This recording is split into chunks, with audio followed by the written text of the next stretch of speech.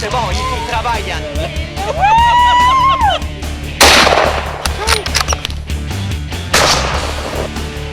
Et voilà la prise.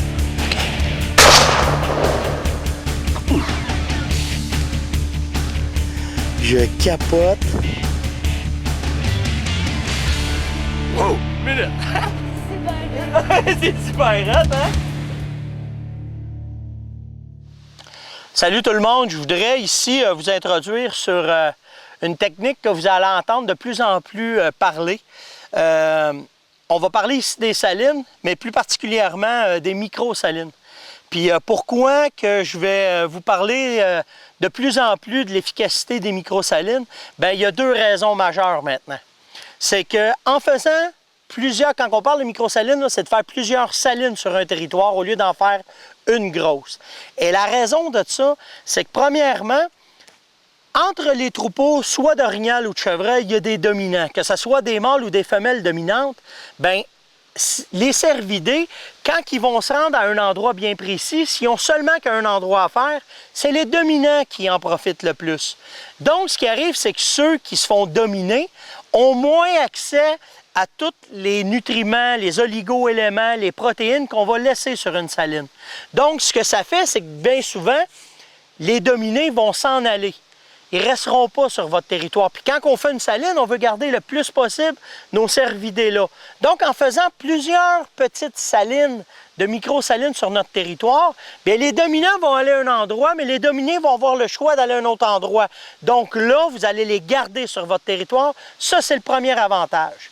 Le deuxième avantage, qui est pour moi le plus important, la prédation.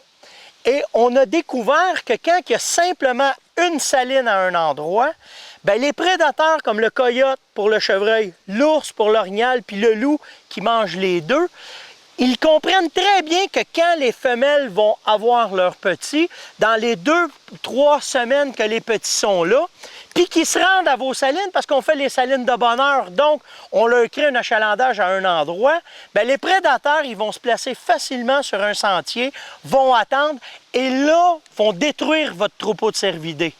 En faisant des micro-salines, ce qui arrive, c'est que vous donnez le choix à vos cervidés de se déplacer, que ce soit un chevreuil ou un orignal.